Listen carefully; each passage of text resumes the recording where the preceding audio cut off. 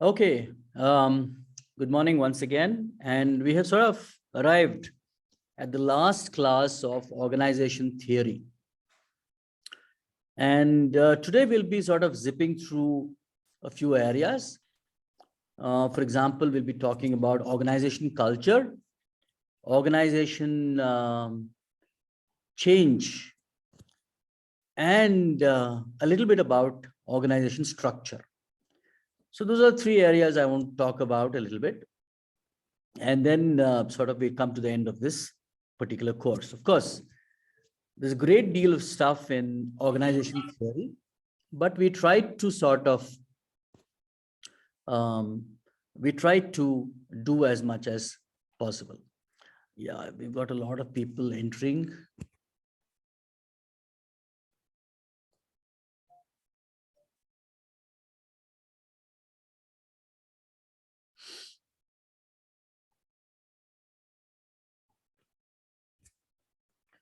Okay, just give me 1 minute. Okay.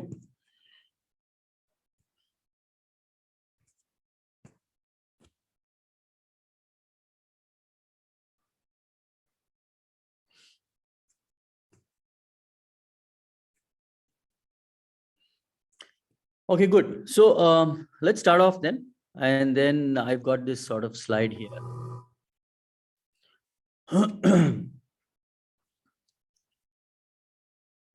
So what is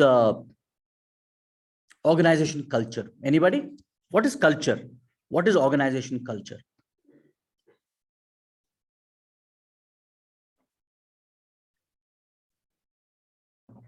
Anybody?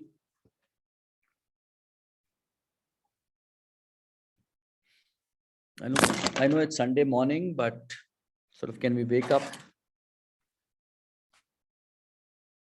What do you think is organization culture? Sir, it's like organization believes something and also follows certain patterns. Organization beliefs. Okay. Okay, fair enough. What else? What else? A set of practices that is being followed as a beliefs that people working in company have. Set of beliefs, okay, Nagendran, that are people working in a company have, okay? It's about how do we treat our colleagues and all other members who is working around us, kind of. It's about how you treat your colleagues and people, your peers and subordinates and Exactly. bosses and so on and so forth, okay? Okay, what else? Where does it come from? Where does culture come from? It's a kind of a hierarchy or kind of an inheritance which is adapted from many years or from internally from the practices. Hierarchy, Wasim, hierarchy is a function of culture, not necessarily culture comes from hierarchy. But yes, it is an inheritance from the past, from what we have gathered in terms of shared experience from people who have gone past before us. So that is a classic definition of culture. Say national cultures are defined in that manner. What about organization cultures? Where do they come from? Maybe from the objectives and targets. Objectives and targets, okay. Where else? Founder's core value, maybe. Founders and what kind of core value. So if you look at, say, an organization like Infosys, you can see that Mr. Narayan Murthy has had a major impact and he has brought in a lot of his middle class values into Infosys. So the founder or the founders have a massive impact on sort of, what kind of culture you bring in to an organization. So those are some of the basic tenets. Why is culture so important? Why is culture so important?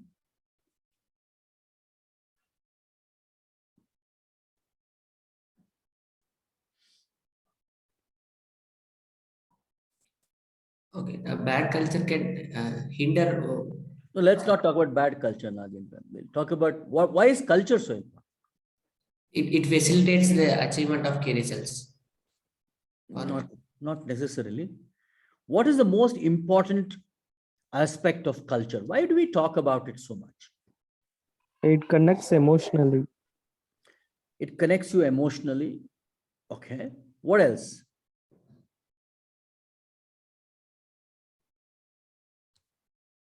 What else? It helps in connecting the same kind of team or people coming from the same background. So What is a better where word for that? What is a better word for that?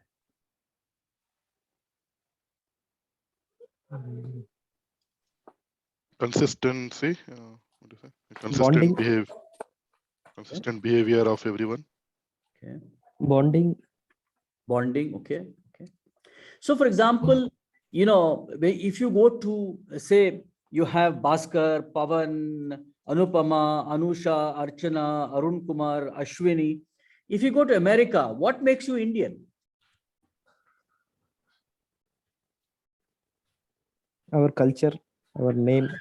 So your culture in many ways gives you a sense of identity. Yeah. And I want this distinction to be made between religion and culture. They are two very different things. It is your culture that makes you Indian, right? If you go to another country, your togetherness comes because of your shared value systems and your shared culture. So culture gives us a sense of identity, and it makes an Infosian what an Infosian is. It makes a Googler what a Googler is, what Google is. It makes a person from the Indian Army what the Indian Army is. So it gives people, culture gives people a sense of identity, and that is why it is so important. And if you don't have a sense of identity, then you're lost. Then people are confused. People don't know why they exist, right? Like the great Mark Twain said, there are two very important days in our life. One is the day we are born, and the second is the day we understand why. So that understanding of why and where we come from and who we are is critical to mankind to give them a sense of why they exist. And culture does that for us. It gives us a sense of identity. It gives us a sense of bonding. It gives us a sense of belonging to something. Because after all, man is a social animal. Man or woman is a social animal. And unless you belong to something, there is a sense of being adrift and a sense of being lost. And that's why culture is so very, very critical. And organizations which do not have a robust and strong culture are not able to give their members a sense of identity. And that's why most organizations try to give a sense of culture. Now, that's the good part of the culture. What is a bad part of culture? What are the I won't say bad. I don't like to get into this good and bad. What is the negative part of a culture, if I may?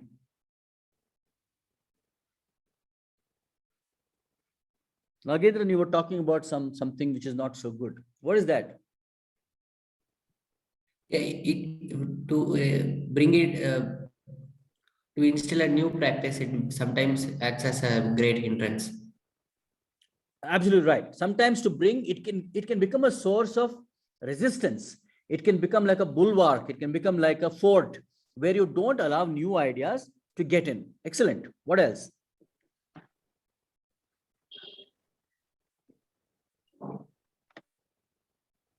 So also people who work in very strong cultures, and then if they have to go and work in another organization, find it very difficult. So for example, people who come out of, say, the Indian Army, and if they have to go and work somewhere else, find it difficult because the Indian Army instills a very strong culture in them. Somebody coming out of the police becomes even more difficult because they've got a very distinctive culture.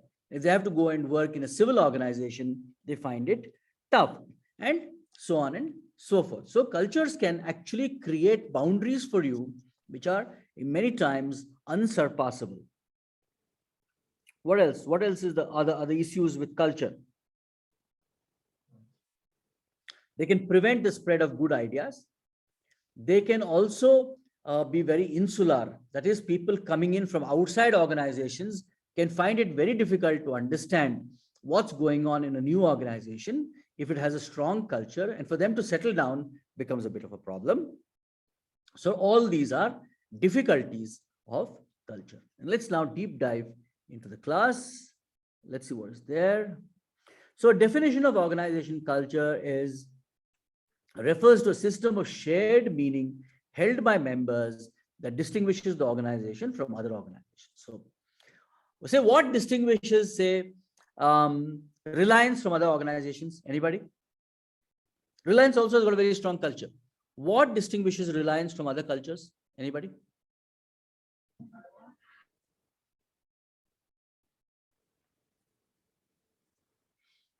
What are the core values of Reliance?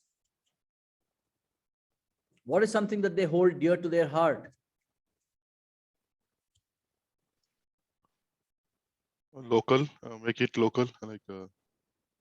Make it local, okay. Before that, what, Vasim?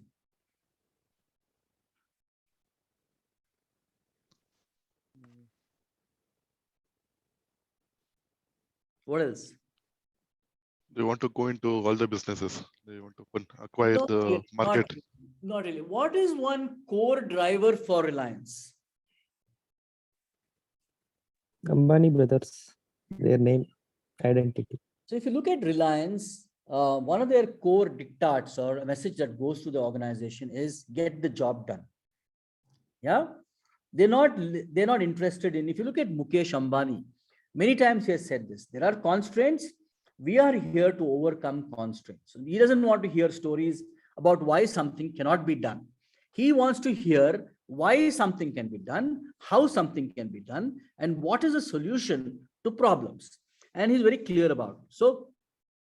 So if somebody comes in from another organization to Reliance, and then he says, I can't get something done because of so and so reasons, then he or she may not have a job anymore. And the ethos is very clear. Whatever needs to be done, go and do it and get the job done. What is the culture of, say, the Tatas? What is the message they put across?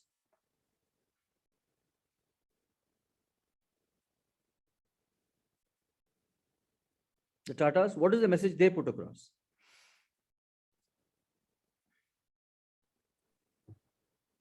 They want employees to be happy in work. Everybody wants employees to be happy. What is the message that they put out? Customer value. Why not? Value to customers. That again, every organization wants. Nothing distinctive about it.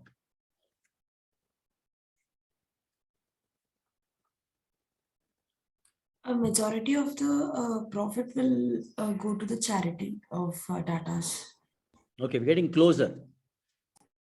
Okay, they are very kind of societal organization. What else do Tatas talk about very frequently?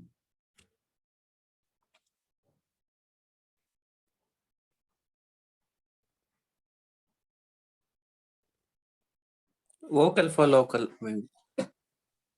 So something that, to cut to the chase, something that the Tatas keep talking about most of the time is integrity and honesty. Yeah. And an ability to build trust with the customer leading from integrity and honesty.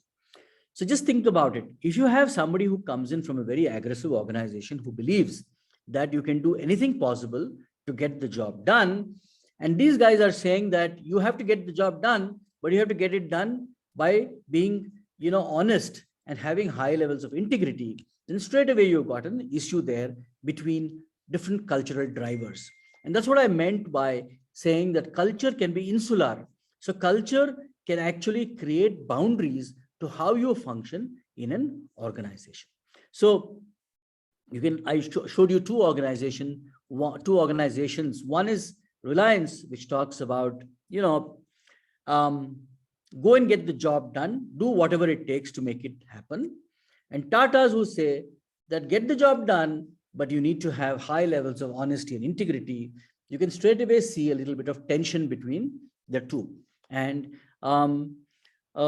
you can talk about, say Infosys. Infosys says high measures of quality. Get the job done, but high measures of quality. Otherwise, don't do the job at all. So different organizations come with different culture, which leads to different value systems on the table, and they sort of drive their business in that direction. And in a sense, it is also reflective of their vision.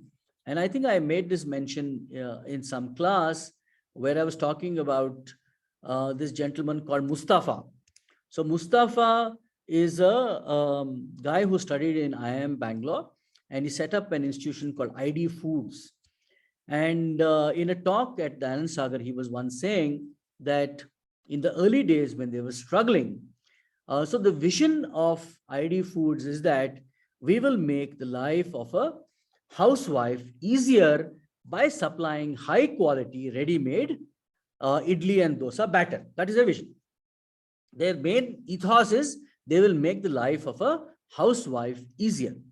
And Mustafa was very interested. He was saying that in the early days when they were struggling, they got an order for about 100 kgs of batter, dosa batter from the Taj hotels. And they were tempted, but he says they didn't supply. They declined that offer because their vision or value system said that they are here to make the life of a housewife easier, and they're not here to make the life of a hotel easier. So he says that because it clashed with our vision, we sort of did not take up this order. Just think about it. Yeah, how clear they were with their vision. Today, ID Foods is a fairly successful company. Of course, recently they had a few bumps because there were rumors that, you know, they were sort of putting in meat into their dosa batter and idli batter, and obviously some mischief was created. And Mustafa went to great pains in explaining to everybody that they were a diverse and non-religious organization, and they did not do any funny stuff like that. And I believe him because I think he's a honest business person trying to make a living for himself and his team. And but it's an interesting company. You can look it up. Did any of you hear this about ID Foods? This whole ruckus that was created about 2-3 months back? No, actually, we heard about MTR penetrating into their market. So we had that story. This one we are hearing today. Yeah, so there was a lot of stuff going around on WhatsApp and other places where ID Foods was, generally trying to not do the right thing by adulterating their atta or their batter with a lot of stuff that was not meant to be there. And very unfortunate, it sort of became a huge issue that their founder, Mr. Mustafa, had to come up and say that this was all nonsense and it was not true. And yeah, that is how it is. Anyway, that's interesting. But in a sense, your vision as well defines the kind of organization culture that you might want to have.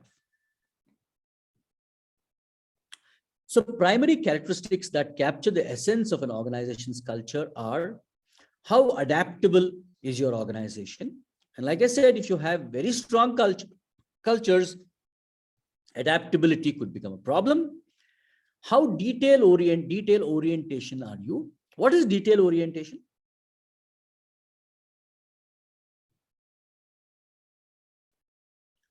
Detail orientation. What is it? To go in detail with the kind of work. Is only Venkatesh attending this class, or do we have other people? Are you all asleep? Are you having breakfast? What's going on, folk? I'm also feeling a little sleepy. We can wind up and move on, actually. Sir, I feel detail orientation, like when you join the company initially for the few days, they will give you the entire background of the company and the culture of the company and the nature of what they do. And they will make us understand what the company exactly requires and what they expect and what the rules and regulations. so that we can able to understand, we can connect company as well as possible. That is one detailed orientation, I feel. Yeah. No, not really. But what exactly is a detail oriented? So for example, how many of you, when you send out emails, send out messages, mistakes are made in syntax, grammar, punctuation, and then it is accepted? How many of you, be honest about it? How many of you, or do your organizations really care? And suppose you make mistakes. So the other day, somebody had written a whole PPT slide. I forget who it was. And then, all nouns, pronouns, everything was in small caps, not acceptable to me. That is detail orientation. So you take care of the smallest detail and make sure that it is of an acceptable quality. That is detail orientation. Yeah. How many of your organizations are concerned about small things? Yeah, almost everyone, because that shows the identity of your organization.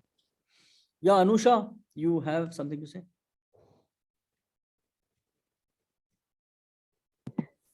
No, so just that you asked whose other companies are having this detailed orientation. So I just raised my hand. Oh, okay. You put your hand up. Karthik? Yes, we have a separate department like quality to maintain the emails which we send within an organization, like in a particular format. So, yeah. Okay. Bhavya, you have something to say? Same thing, sir. Our organization gives attention to detail. Yeah, so attention to detail. So I'm paranoid about attention to detail. And actually, I have been in a major battle with our housekeeping over the last, say, the director of housekeeping over the last, say, 3, 4, 5 months, because I felt that our washrooms are not being maintained properly. And then I sort of tried to isolate washrooms for ourselves, prevent unrelated people from coming and using them, and so on and so forth. Because this comes from what I read about the Japanese. And the Japanese, when they wanted to sort of have mergers or do business with Indian companies, there's a common joke of public sectors that you don't need a signboard to reach a washroom in a public sector. Your nose will tell you where it is. And that's being a little tongue-in-cheek, but it's true, because washrooms are so dirty. And the Japanese were aghast. So they said that, so when they would come for a merger with an Indian company or do business, one of the first things they checked was the toilet. And they said that if you can't maintain your toilet, yes, Mr. Nagaraju, yeah, if you can't maintain your toilet properly, then we're not going to do business with you. And that is called as detail orientation. So you're going down to the smallest detail to see what your quality levels really are. And today, I think we are much better. Organizations are giving credence to, to small details. So small details like writing an email, writing a passage of, writing a piece of, writing a short paragraph full of mistakes, or your toilets are not clean, or your office is not clean, or basic courtesies are not followed in an organization, and so on and so forth. So, and then what is your result and outcome orientation? So if you look at a company called 3M, and 3M is one of the most innovative companies in the world. And Achyuta AS, do you have something to say?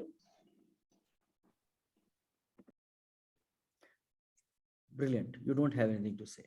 Okay. So, they say that while we are the most innovative company, while we want to follow innovation, you have to make profits at the end of the day. So the results and outcome orientation is very clear. People customer orientation can also be one of your cultural, the ethos of your culture. How do you treat your people? How do you treat your customers? So Amazon doesn't care so much about its people, but it places a high value on customers. So you can have these dichotomies. Some organizations can say that, we don't have too much of concern about people and customers, but we are very detail oriented And that is what is going to give us competitive advantage in the marketplace. How collaborative are you, and what kind of team orientation you have? So these are all aspects of organization culture. What levels of integrity, like the Tatas, honesty, and so on and so forth. So these are some primary characteristics of an organization's culture that you can sort of, and you can add innovation to this. Some organizations say we are innovative, we want to come up with new things, and that is what distinguishes us from other organizations. So if you look at basically today, organization cultures can be divided into four: the clan, the adhocracy, the market, and the hierarchy. We look at what they are quickly before we move on to something else. So the clan is like an extended family. It's like, say, the owner is the founder is an owner. It's a family-run business, and you still have many such businesses in India where it is owned. Say, for example, although the Birlas, Aditya Birla and Company, although they claim to be a company which is sort of listed, they're not in a sense fully professional. They're still a family-owned organization. Or you can look at Reliance, family-owned organization. The Tatas is not a family-owned organization. It's a true blue blood professional organization. Infosys is not a family-owned organization. Wipro still by and large is a family-owned organization, and so on and so forth. So you can sort of, you understand what's the difference between a clan, so extended family, strong mentoring by the founder, nurturing and participation. So how it operates is the founder says, give me your loyalty and I will take care of you. That's the message which goes across in a clan. So you owe your own loyalty to me, and if you're loyal to me, I will take care of you through thick and thin. So it has got high levels of internal focus and integration, and sort of low levels of flexibility and discretion. So clan is generally family owned. The adhocracy is dynamic, very entrepreneur driven, risk taking, and values innovation. So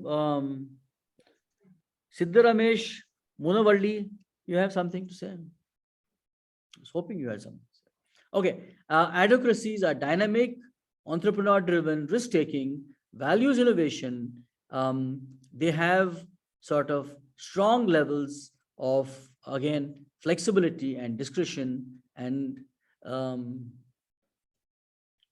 high levels of external focus and differentiation. Organizations like, say, 3M, some of the more modern organizations, the Googles and so on and so forth, they are highly driven adhocracies. And then you've got a market culture that is result oriented, gets the job done, classic Reliance, values competition, achievement, and so on and so forth. And these organizations, they look at external focus, they want to differentiate themselves, they want to be market leaders in many senses, and so on and so forth. And hierarchy driven organizations, they sort of high levels of stability and control, and also they kind of have high levels of internal focus and integration. Classic examples are public sectors, the army, the armed forces, structure, control, coordination, efficiency, stability. They're not looking so much at, look at diametrically opposite. They're not looking at dynamism, entrepreneurship, risk-taking, value innovation, not very interested. They're interested in stability, solidity, control, coordination, efficiency, and so on and so forth. So you got different kinds of cultures. The problem here is that when you shift as an employee from one kind of a culture to another kind of a culture, you might find that you are sort of lost in a sea of change, and things can be very different because their value systems can be very, very different. And that is the problem. Or an organization wants to change from say a hierarchical driven organization to an adhocracy. It's not easy, because change management, and we'll be talking about it, change management now kicks in very, very, very solidly, and that becomes a little bit of a problem. Or somebody wants to professionalize. For example, if you look at Asian Paints is a classic example. So Asian Paints is a family driven organization. Sometime in the 70s or the early 80s, they decided to go professional, and they brought in all sorts of professionals from the top universities in the world, and the family took a back seat and said, look, we'll enjoy the money, we'll enjoy our stock holdings, we won't interfere, you run the business. And you know where Asian Paints is today. So when a clan has to move from a clan to either an adhocracy or a market driven organization, you have major issues. And how do you make that transition is very interesting and important. Any questions?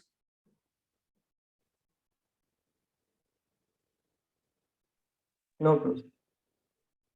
Okay, Soumya Ranjan. No, Professor. Yeah. Okay. Professor Captain, one doubt here. So if we are already a part of one set of culture, already a professional organization, is it possible to move from adhocracy to other cultures? As an individual or as an organization? As an organization. So it's possible, but it involves, that's my next topic. And I'm going to talk about change management. Most failures in management happen because there is an inability to change, or there's an inability to manage change. When we say leadership failure, what is leadership failure? Everybody understands leadership. You also go through an MBA class, you understand leadership, you've done some courses on leadership and all that. What people fail at is how to manage change, because other guys don't accept change easily. Look at the farm laws. Nobody is concerned whether the farm laws were good or bad. Everybody felt it is affecting them in some way. The agitation on the CAA, the Citizenship Amendment Act. Nobody read the CAA carefully. One set of people thought that it is going to affect them adversely, and they were up in arms, and they fought about it, and they agitated, and they objected. So that is the problem with change management. People are not very rational. They're not very clear about why some change is being brought in. Change is a very emotional issue, and it is deeply tied to our emotions. And as you know, when emotion comes in, logic goes out of the window, and people stop thinking with their head. They think more with their heart. And that is the problem with change management. So it's not easy, my friend, when somebody has to shift cultures. Just to answer your question. Thanks, Captain. Professor, one query here. So sometimes we have seen due to some leadership change also, the cultural shift changes a bit. So that, let's say, this hierarchy, there is a company which is following the hierarchy. Now, when the leadership will come, they may decide to go for like adhocracy or market. Yeah. So that kind of mindset change, how to establish within the employees? So good examples are two I can think about. One is General Electric, which was having serious trouble in the 70s, and they brought in 80s, and they brought in a guy called Jack Welch, Neutron Jack. And another organization was IBM, which is again similar position. They brought in a person called Louis Gerstner, and both these people hammered home change ruthlessly. They were like dictators. They said either it is my way or the highway. You don't like me, don't like my change in culture, get lost and go and join some other organization. In fact, Gerstner was more polite. Jack Welch fired thousands of people from General Electric. So there is a lot of bloodshed when change occurs. And you're right, change in leadership is change management. Both of them drove change, but they drove it ruthlessly. And not very well-liked people. Anmugam, any problems? Yeah. So So the point is that just to answer your question, yes, when leaders bring in change, and if they want drastic change, and you're right, if they say are moving from hierarchy to advocacy or market, then they need to be pretty ruthless about it. Otherwise, it's not going to happen. Okay, thank you. Yeah. And in the bargain, so it is what is called as a, change is not tactical here. Change is radical. And when radical change happens, many people end up on the losing side. And you don't, and if you're careful, you don't want to end up on that losing side. That's all. Yeah. So common characteristics of organization culture are culture as a descriptive term. Organization culture is concerned with employees' perception of the characteristics of the culture, not whether they like them. Does it encourage teamwork? Does it reward innovation? Does it stifle initiative? I come with a new idea. No. This is a nonsensical idea. Go and do your work. If somebody says like that, then they're stifling initiative. Yeah. And has it happened to any of you where you came up with a new, great, brilliant idea and they shot it down? The organization? Or they said, great idea, run with it. Let's see what happens. Anybody? Yeah, I think the second one is more, that happens, especially when it's a like product-based company and we have the innovation in place. So we come up with different ideas and we do kind of piloting in one project. And if that goes well, we can even file for IDFs and all. So yeah. No, but is it encouraged? Does somebody Yes. encourage you and give you some feedback and so on and so forth? Yes, it is always there. Okay. Yes, sir. In our company, we have a group for innovation ideas, and they encourage us like every 3 months, 4 months, we're supposed to give an innovative idea. Every month you give one innovative idea, is it? No, 3 to 4 months once. Like a timetable. Yeah. And how many of these really see light of day?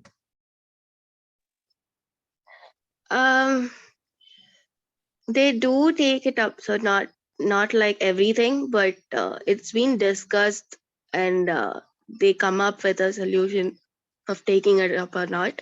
But they do encourage on taking it up, so that's why people come up with it. True. So if you look at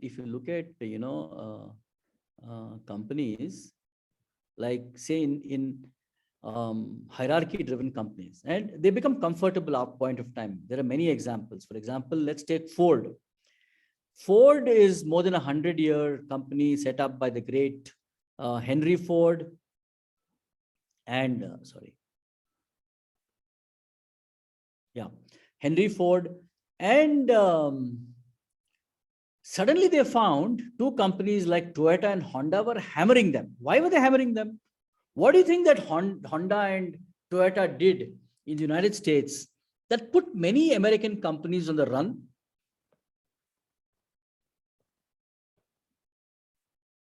What is the one single factor that gave them competitive advantage? Efficiency. They introduced lean. I want the right word, right management word. What did they do better?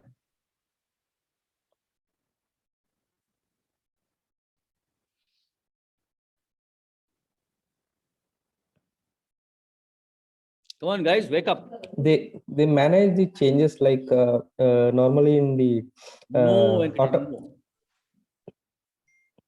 What did they do better? Affordable. Yeah, how? The pricing was for the common man. So everyone. How? The true how? So they replace the metal parts with more of lightweight parts so that they can reduce the price competitively.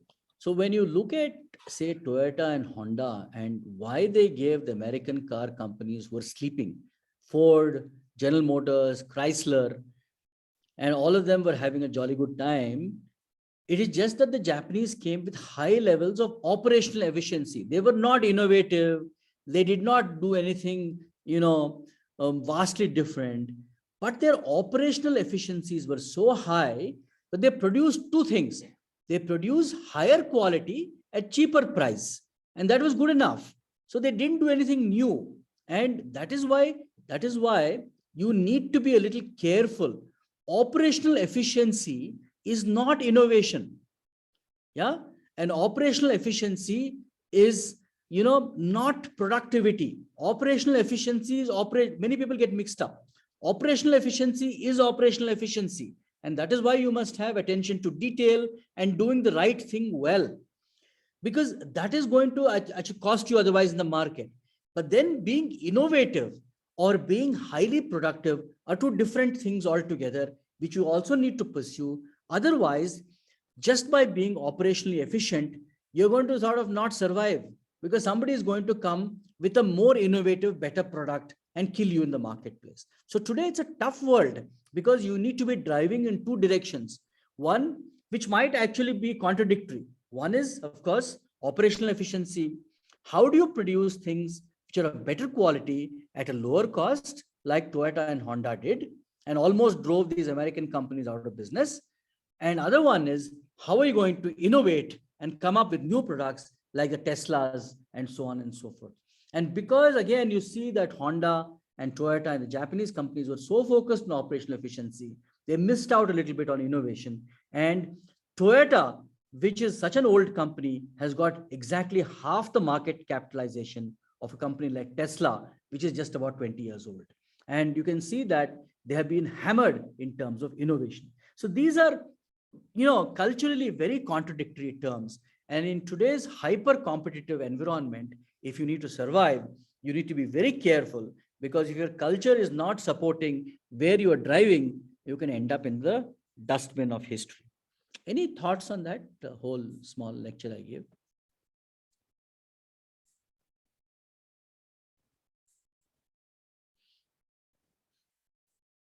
So today, in today's world, you must be driving on several fronts. You must keep your people happy. You must keep your customers happy. You must drive innovation. You must drive operational efficiencies.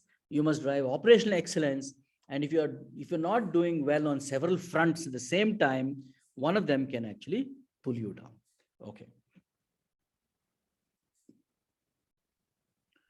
So do organizations have uniform cultures? Most organizations have a dominant culture and numerous sets of subcultures. So for example, you can have a company like, say, Infosys, which has a dominant culture. Again, the middle class value systems of Sri Narayan Murthy, that is thrift, be careful with money, give the customer a good deal, give the customer quality, strive for excellence. It is not about you. It is not about how much money you make, although we will give you ESOPs and so on and so forth, and so on and so forth. Don't show off. Don't come in swanky cars and so on and so forth. It's not the culture of Infosys. Be simple. As against several other companies which say, live the good life. And that is why, actually, if you look at, say, Mr. Vishal Sikka, who was brought in with much fanfare, it was a culture issue, because Sikka came from, if I'm not mistaken, SAP Labs, and he had a different cultural ethos, and it contrasted vividly with Mr. Narayan Murthy's, and there was a clash of personalities and a clash of cultures, and eventually Narayan Murthy, of course, because he was the founder, he won, and Sikka exited after a lot of dirty linen was washed in public.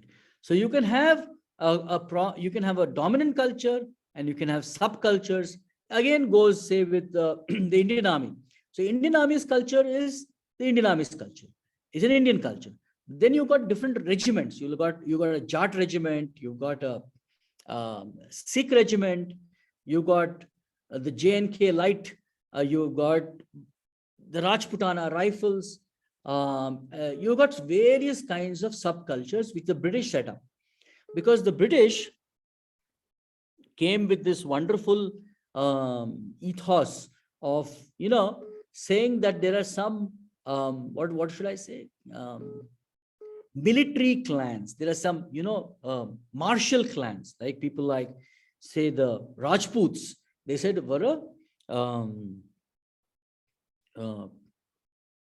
martial clan, and the Pathans were a martial clan, and so on and so forth. And because they had fought wars versus the Marathas are a martial clan, and the South Indians are not a martial clan. They're all, fairly subdued, mild, weak people, and so on and so forth, and things like that. Which was cock and bull generally. Basically, they wanted to divide India into several subgroups so that people quarreled with each other, and so on and so forth. So this whole business of march. So people used to say the Jews are very weak people and they can't fight. And Israel has shown in the last about 75 years that they're ready to take on any power and give them a good deal. Yeah, on the battlefield. So this whole thing about martial clan is bunkum.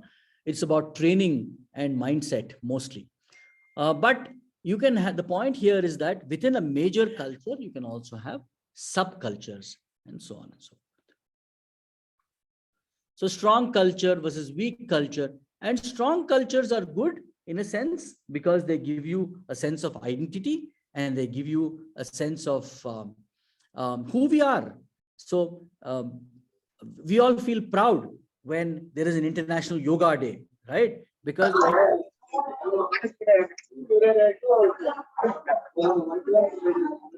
Mr. Nagaraju.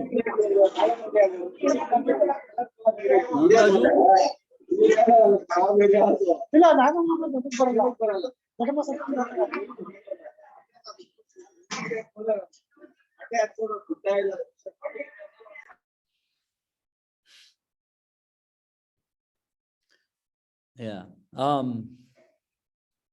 What was I talking about? Yoga. So we are, we're proud because it is an artifact of our culture. What is culture? What you see in terms of culture is generally the artifact. That is, you see things like yoga is Indian culture, or the sari is Indian culture, or you see a beautiful, so say the Taj Mahal represents Indian culture, or Khajuraho represents Indian culture, and so on and so forth. These are artifacts. They at the core, value systems are what represent culture. That is what represents Indianness: respect for elders, respect for teachers, respect for your parental figures, people who are higher in hierarchy. These are core Indian values: respect for family, responsibility towards family. These are what make up our culture. So if you go and ask, say, when I was sailing abroad, people used to ask me in the Western world, what is it about the cow in India? Why is it that you guys, what is this about this whole cow thing? And the point is that it is a part of Indian culture. That's all. There is no explanation. The cow is a part of Indian culture. And that is why you have people who react violently when somebody talks about the cow and so on and so forth. Because it is a tenet of Indian, it is a deep in the value system of many Hindus who make up a large part of this country, and so on and so forth. And that is the problem with culture. In many times it is not explainable, but it lies the core of our existence. I have drifted away a little bit from organization culture to national culture.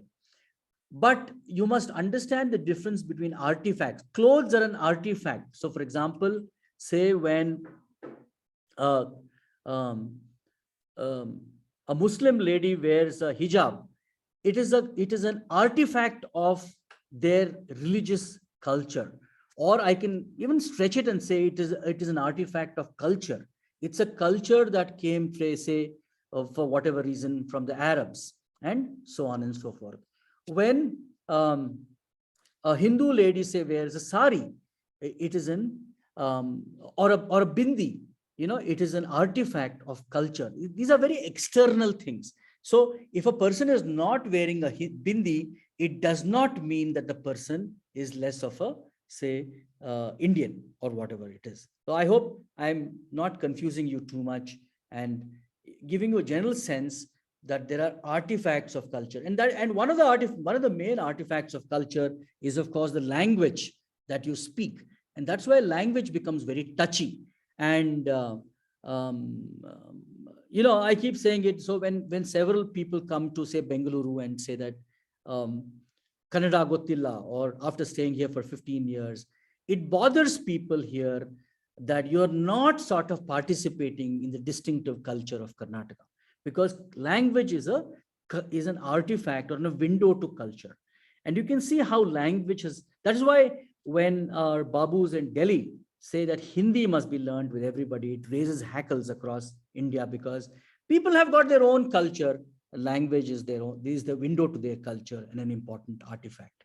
And you saw, again, the single most important reason, I find it very funny, in fact, and today morning I tweeted to somebody that in 1947, two things happened. One is Muhammad Ali Jinnah made his opening speech to the people of Pakistan in English, and Jawaharlal Nehru made his opening speech to the people of India in English. And we had just kicked the English out. Two people who were supposed to stand for the independence of these two countries spoke to their people in the language of the colonizer and not the language of the people. And Nehru was a little smarter, but Jinnah immediately goes to Dhaka in present-day Bangladesh and says the language of this country is going to be Urdu and not Bengali. And you had the first seeds of trouble starting. And in 71, Bangladesh broke away and formed an independent country. So language is so important. And organizations, that's why have their own languages. They have their own jargon and so on and so forth. It's so important because language is a window to culture and one of the most important parts of culture. Any thoughts on everything I've said so far on language? Any of you have a point of view here? I want to hear what is your point of view. Professor, I have experienced in my organization that earlier the CEO is from the different culture actually, and we are not celebrating any festival except the New Year celebration and the party. We used to go for a party, cocktail party, all those things. And after that, the new CEO came, who was basically from brought up in India, and he started giving preference for all the festivals. Every festival is celebrated in the company, and the people are very happy. They were expecting all these days, and today the people are very happy with this culture. So with this, I can able to understand what you said. It correlates. Yeah. So these are all artifacts. These are all representative of your culture. Yeah. So India is a very syncretic culture. So we will celebrate everything, like you said. We will celebrate a Dasara, Deepavali, a Christmas, an Eid, whatever it is. These are Indian festivals that you celebrate, and I think it makes perfect sense. Yeah. Now, I wanted somebody to comment on the language issue, because it's always, raises temperatures a little bit, and it's very interesting to talk about it.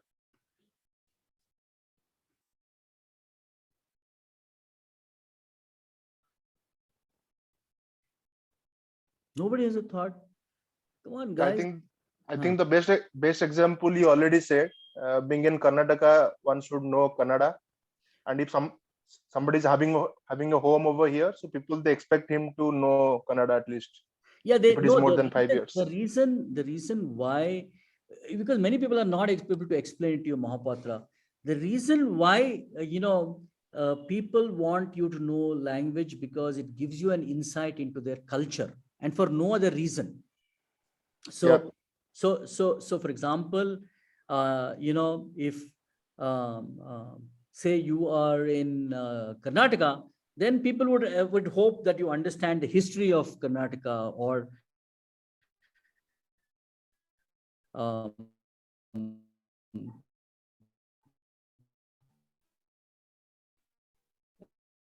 and so on and so forth.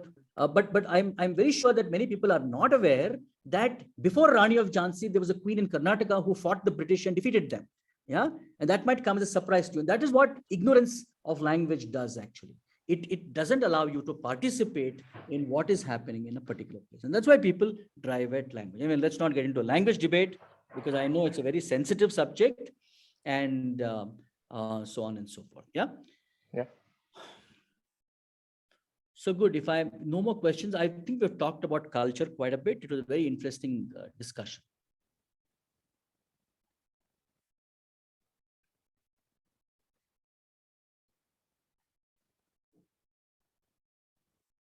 Any questions further? No?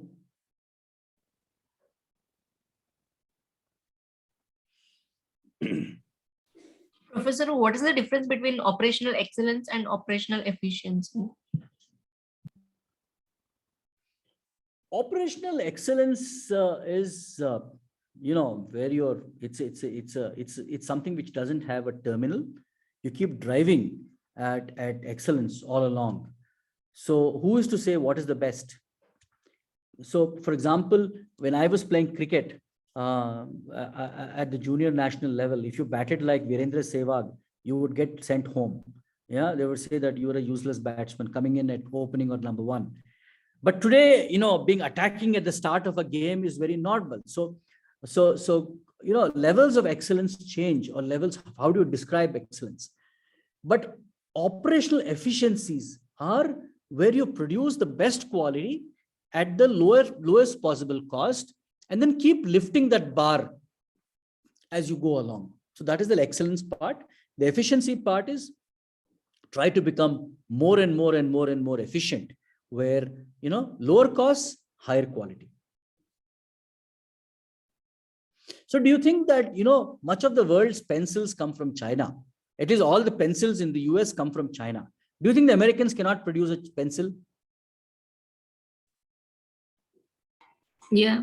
They'll produce a pencil. They'll produce a damn good pencil.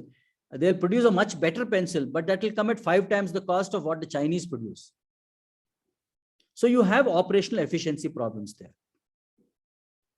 Okay. Yeah.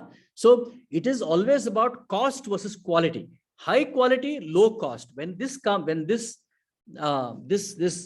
issue is sorted out, then you have operational efficiency. Yeah, that's clear. Thanks, Professor. So, Mr. Venkatesh. Yes, Professor.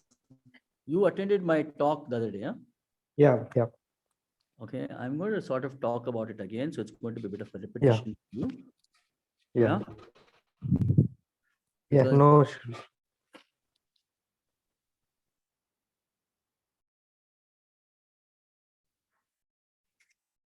So this I put together because I had given a talk to, how did you find the talk, Venkatesh?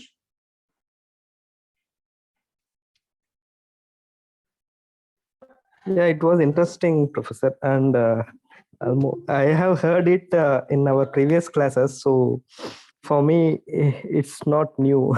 That's what I would say. You didn't hear everything I said in your previous classes. No, I heard everything in your previous classes. So for me, it is like a repetitive No, thing. did you hear everything I said about organizational change? Yes. Come on, how is it possible? I've never taken organizational change before for you. No, not on organization change, but the examples which you have given. Those, yeah. Okay, so I will. So my common hypothesis always is that organizational change is an integral part of leadership, and they're not two separate things. Because when you talk about organizational change management, it is a part of leadership management. And leaders fail because they're not able to manage change. So today we celebrate people like Jack Welch, or we celebrate people like Louis Gerstner, or any of these, or Gandhi, or any of these people, is because they brought in change and they managed it well. Say today, the BJP talks about Subhash Chandra Bose. So all these people brought in change and they managed it well, and hence they are celebrated as heroes. And so what does this mean? And so, you always have forces for change. And like the great Edward Deming said, it's not necessary to change. Survival is not mandatory. So the point that he was trying to make is that, if you want to survive, you have to change. And people have said it from many, many, many hundreds of years that if you don't change, you're not going to survive. So, okay, we can skip this. So what are the forces for change that are driving change for us? So one is the nature of the workforce. So if you can see, if you look around yourself in your own organization, some of the forces for change are more cultural diversity. You have different kinds of people coming into the workplace. After all, you live in a city, Bengaluru, where diversity is very important. You have all kinds of people coming in to work here from across India and abroad. And your workplaces are naturally diverse, as against many other places in India. You have aging populations, so you have older people at the workplace, or around you. You have increased immigration and outsourcing. You have sort of, why do you outsource? Anybody? What is outsourcing actually?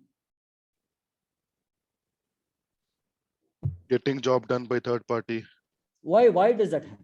Cheap, to raise the price. What? To reduce the price. Cost cutting. Cost cutting. Not necessary. To reduce their time, to save their time. Not necessary. Or to give the kind of a job which that is the problem. That mindset is the problem. When you look at outsourcing as a cost-cutting mechanism, it starts off a chain reaction of inefficiency. Getting specific high-skill jobs at lowest cost. Absolutely. You outsource to improve your value proposition. So, for example, let me give you a classic example. Many of you might be in touch with an organization called JARO, right? Yes. What do you think JARO is? They coordinate the admission process and yeah, they are our strategic business partner. And I realized very early that our strength was not marketing. Our strength is, creating curriculum, getting faculty on board, getting the pedagogy lined up, sourcing the case studies, delivering the program, the operations part of it, running the LMS, running the examinations. All those things we were very good at. We were not good at admissions or not good at acquisition of students. So I actually very early on, after about a year of starting the program, we started in 2018. After about a year and a half, I decided to outsource marketing because, and results started showing immediately. So it is not about cost, my friends. Wasim, it is about gaining value proposition, improving efficiencies in specific areas. And unless you're sure about that, yeah, sorry. Might be we can the organization can concentrate on the core business and they can give the unwanted, means non-core business to other party like that. No, but marketing is a core business, right? I need students. Otherwise, what is the use of running a program? Yeah, but still the focus is more on education, like the Absolutely. curriculum. What you? That is right. I agree with you there. The focus is more on education, which is our strength actually. Yeah. So in fact, sometime back, a German university had come and they said, we want to collaborate. So I asked them, what do you mean by collaboration? They said, we will bring the teachers, we will bring the curriculum, we will deliver it. You people bring the student and give the certificate. Yeah. What do you think I answered those guys? Do you think it's a good idea? No. It's not, because our strength is not, again, acquiring students. And I don't want to let go of our core competencies, which is again curriculum, pedagogy, faculty. That I'm going to give away And I'm going to retain my weakest area, that is acquisition of students. So I told him, thank you very much. If you bring the student, I'm interested. Otherwise, I'm not interested, because I don't want to waste my time on things that we are not, till we build competency in that particular area. And it's going to take a long time. So please understand that outsourcing has become very important, because people have realized that outsourcing need not be only cost efficiency. It can also majorly add to your value proposition, right? So increased immigration and outsourcing, keep that in mind. Always there is this confusion that, outsource whatever is cheap. You're making a major mistake. Technology. So, you can see that how we're moving into industry 4.0, how everything is digitizing. We're coming to a confluence of AI and ML, IoT, data sciences, cloud technology, and so on and so forth, giving rise to what is called as the digitization of industry. And all of you had better be aware of. How many of you are aware of the digitization of work or technology? You have a clear idea.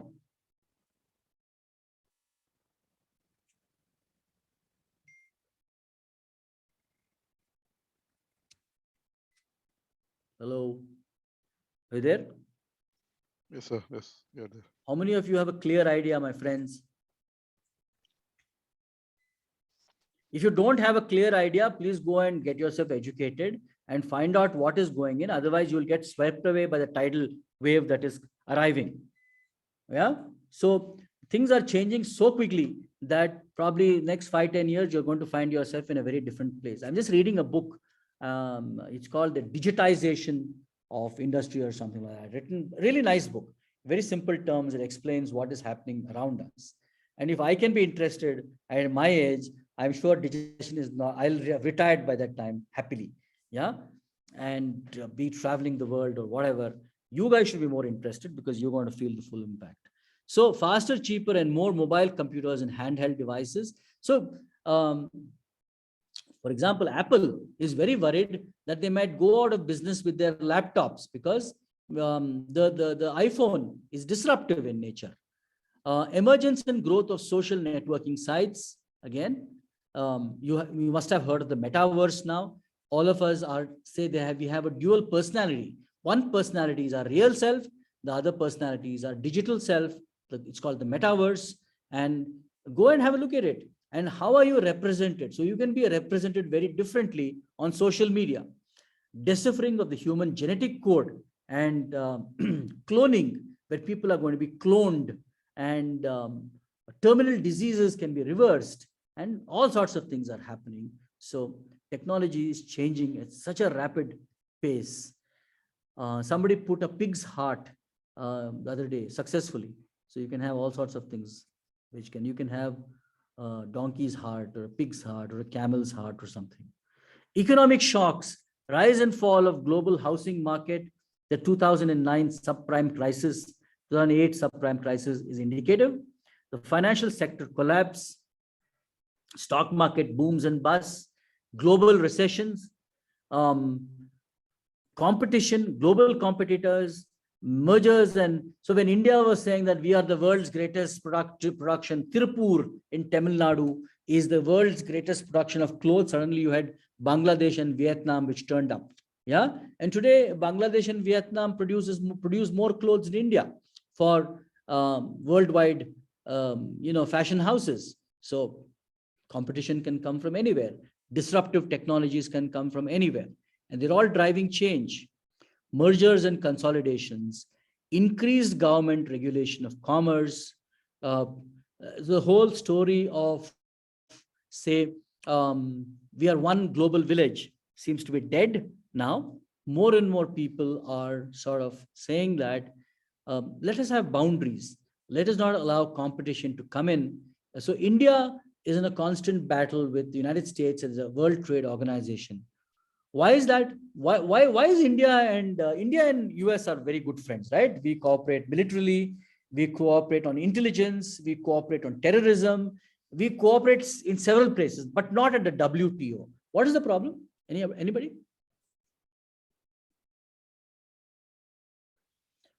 What is India's problem at the World Trade Organization? And why are we at loggerheads? Maybe we're fighting for same opportunities. So No. Come on, Shanmugam. You're in MBA class. Don't give me all these 50,000 feet answers. What is the problem? What is India's problem? High import duties, and also India wants to be a manufacturing hub moving forward. And Nobody cares. US is not bothered. They're quite happy if India is a manufacturing hub because it provides an alternative to China. What is their problem with India? Yeah, high import duties. You're right. On what? on any custom importing that we do from other. High import duty on what, Renuka? On one specific category of imports, India has got very high import tariffs. What is that? Automobiles, cars. Nobody's bothered. Agricultural produce. America, you may or may not be aware that America is the largest producer of food in the world. And they're not able to consume. So after wasting a lot of it. So they want to export. And one good market is India. India figures that, but American food production is very cost effective because several things in America are subsidized. So Americans are able to produce cheap food in large numbers because of efficiencies. And they're saying, don't have high tariff rates in India, which push up American agricultural products in terms of cost. Let them come at a normal cost into India. India is saying, if we allow this, our farmers will be adversely affected. So we will not avoid it. And India refuses to sign off on that at the WTO. And this is causing a great deal of heartburn between India and the United States. Because India firmly believes that if we allow a free flow of American food produce into India, it will destroy the Indian farmer, rightly or wrongly so. But that's the point of view that the government of India has taken. And the Americans say that, no, in a world that is connected and there is flow of technology and there's a flow of various other things, we are one global village. You must open up your markets to American produce so that American farmers can benefit by selling in India. What is your opinion? What do you guys think about it? It could be dangerous also. If we are dependent on food for some other country, if war or something comes, so we cannot be dependent on basic requirements on them. Just to let you know, India is the second biggest producer of food in the world after the United States. Only that we consume much of it. We don't export too much, unlike the United States. Yeah. So you think it is dangerous, okay? Anybody else has any points of view? MBA is about having a point of view. So the farmers in India are probably in the below poverty line or compared to the farmers in America. That might affect as well. Okay. So you think you should not allow, is it?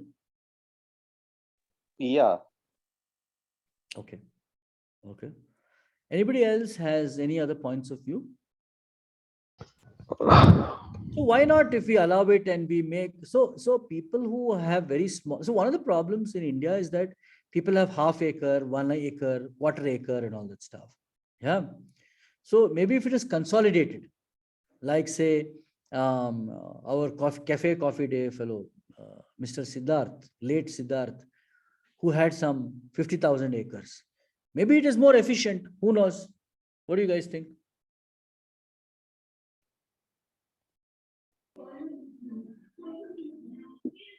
Yes, producing with large piece of land is efficient only because they can use state-of-the-art technologies. Now with half acre, Absolutely. 1 acre machinery cannot be used in profitable margin. Correct. So that is the difference between India and America. America has got high operational efficiencies India has got very low operational efficiencies. Yeah. So maybe it is an opportunity to consolidate farm holdings. Maybe we have to undergo some, difficulties, but in the long run, it's good. Come on, guys, you don't have any opinion. Rest of the class, you have no opinion on this at all. I'm surprised. With the current climate change and other difficulties the farmers have, like pricing issues, what they are facing, it's very challenging for them to survive in the current scenario. But when we get the outsiders like America, if you get the agricultural products from America, again it will increase the problems, I think. Like whatever. Asim, that's the discussion. It might increase the problems in the short term, but the long-term effects might be good, because you will have many small farmers sort of disappearing. Yeah, small farmers. And you can get in maybe more efficiencies into the farm sector. Today, the farm sector is highly inefficient, and they are only surviving because the taxpayers' money in terms of subsidies are going to them. They're getting free agriculture, free water, free power, subsidized fertilizer, subsidized food grains, and so on and so forth. And this is a very inefficient, vicious cycle. Yeah, Professor, actually, sometime back we were discussing with our friends also, is large-scale privatization could help improve this agricultural sector, like big companies like Reliance and Tata, can they get into this large-scale agricultural industry? In that way, it can improve the overall. Right now, it is quite largely an unorganized industry. So that also could be a reason why there is a lot of operational inefficiency. Big players come, as you said, like probably, and they take up it as a massive industry. Probably the operational efficiency can be improved. In that sense, if suppose bringing in American products can increase the competitiveness, by that way, our operational efficiency can also increase. Yeah, because this is a very interesting debate. So, for example, why did the government of India support Air India and say their 50,000 employees, where they were running up massive losses for so many years, being supported by the taxpayers' money? Why? So people said, what will happen to the families of 50,000 people? But what will happen to the families of those 500,000 people who are paying tax, to support those 50,000 people? And I think so this is an interesting debate. I am not taking a position because it's very difficult, but this whole argument of utilitarianism, that is, what is good for the majority is good for everybody, has to be looked at. And why does, yes, it's a problem for the small farmer, but then the inefficiencies are so high. And let me tell you that the government, if they lift their hand off the small farmer, many small farmers will just go under, because they don't have a support system for themselves. They neither have the technology, nor do they have the know-how, nor are they able to produce anything efficiently. So yeah, but sir, this is also the same thing with the retail business, right? Like earlier they said the same thing. Okay, if the retail business, like today we have Tata entering the retail business, having the Star and Reliance, this thing, the Kirana shops will be affected. But now both are going hand in hand. Like we have big supermarkets next to our home, and there are small shops also. I mean, it has increased the overall ecosystem of this retail business. There could be like some players who might have got affected, but the small players also would have learned how to fit into that. In the same way, if there is a large player entering into this agricultural industry, small players could also be there. It's not like a total. That's my point of view. Maybe only if it happens sometimes in the future, we'll really know like it can cause any harm or not. I think it's a good example. I think you gave a very good example. And I am sure that many people who are running Kirana stores are going and doing some other job. And that is the law of nature. if you go and do something more efficient. Say, for example, people who are working as house helps now work in retail malls because it's air conditioned, they get a uniform, they meet different kinds of people, they are not abused by a homemaker on an everyday basis, and so on and so forth. So people migrate to other industries, they do different things. So tomorrow, my friends, all of you who are working in the IT industry, if there is a serious downside to the IT industry, you think anybody is going to sympathize with you? They said these fellows made enough of money for many years, so now good, let them go and do something else, isn't it? Yes, Professor, that's true. Yeah. Yeah. So I think sometimes we get mixed up, and it's a very, and I think good example you gave of the Kirana store. My general feeling is the number of Kirana stores in Bengaluru have come down because of the malls and so on and so forth. But I don't see of people committing suicide by the roadside and things like that because their Kirana shop shut shop, and probably they're going and doing something else. So it's a very interesting thing, and I've just got a case study from the last year of Coca-Cola's 100-year strategic plan. Just think, I'll share it with you. I'll send it to you. All of you can read it. They're talking about how Coca-Cola is looking at change in terms of becoming a more eco-friendly organization, becoming a more people-friendly organization because of the severe, criticism they cop because of the use of sugar in their product and being unfriendly to people's health. So what is their strategy of the next 100 years? It's an interesting document. Just think about it. A company that has been so hugely successful is talking about a change strategy for the next 100 years. So again, change management is very important. Good. I could elicit some discussion from you fellows. Okay. Competition, social trends, increased environmental awareness, liberalization of attitude towards gays, lesbians, transgender. The Supreme Court, Nagaraju, if you don't mind, can you shut off your video? I am seeing one bedsheet or something. Are you under that bedsheet, Nagaraju?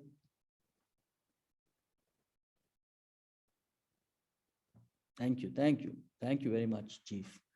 So the Supreme Court now has said that, gays, lesbians, and so on and so forth are not as dangerous as we thought they were. So they're allowed to come in and work. It's not a criminal offense under the Indian Penal Code, something that the British had brought in, and that has been sort of thrown out. And now you can have them. So that is changing the dynamics of the workplace. Nagaraju, again, your video is on.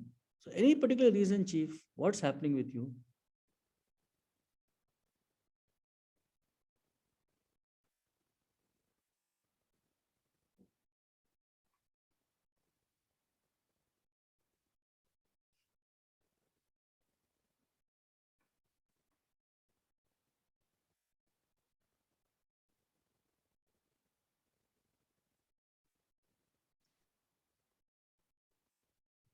I think he has placed his mobile and went off somewhere. I've got the perfect example. So the problem is if I remove him from the class, he won't be able to join today. So that's why I sort of don't like to do it. But anyway, nevertheless. Okay.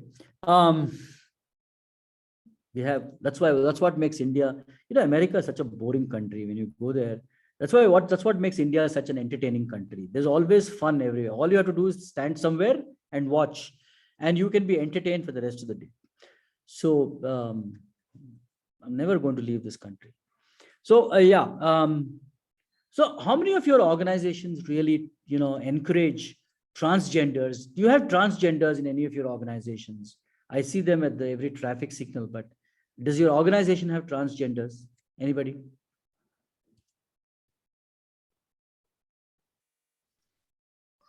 I think last year they hired as part of some inclusiveness program.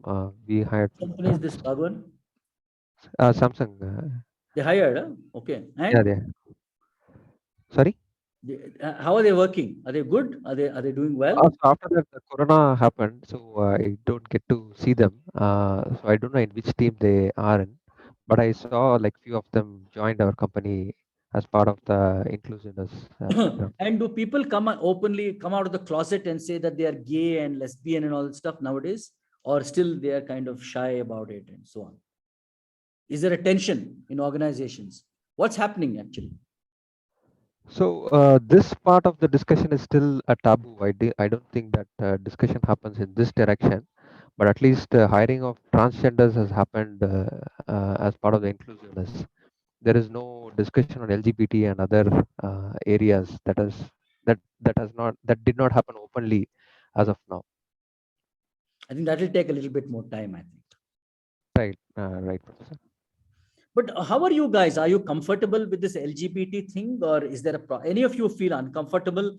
Suppose the guy next who's sitting in your next cubicle introduced himself and said, "I'm gay," and "Hi, chief, I'm gay." Kind of, would it make you uncomfortable?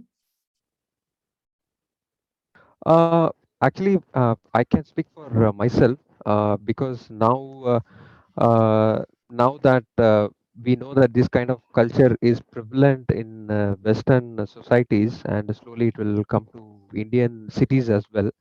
Uh, I mean, it's like their private life, how they want to conduct it. It's their wish, and we are not much bothered about, like, say, how they conduct their personal or family life. Uh, I mean, we are not bothered with uh, such a thing, but I would personally say that nor it should be like overhyped and say that okay, because of a person's preference, they should be considered as a special person or a superstar kind of a thing. It's like one preference that they have. Like many of us have different preferences for food. Like that, this is one such preference for them as well. Okay, I get the point that you don't have a personal level of discomfiture with any of these things, but you don't want it to be overhyped and talked about unnecessarily and so on and so forth. Yes, that's exactly right. Anybody, any of the ladies have got a point on this? I'm just curious. What do you young people think?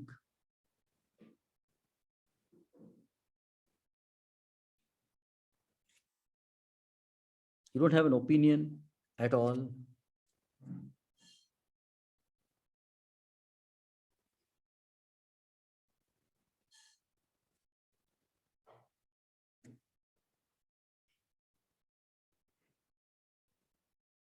I think probably this is the taboo part that I was telling. What is so taboo about it? You know, India and much of the Arab world and much of the Asian world, homosexuality was not a taboo till the British arrived. Uh, and then it became a taboo. And now it has taken on strong religious connotations.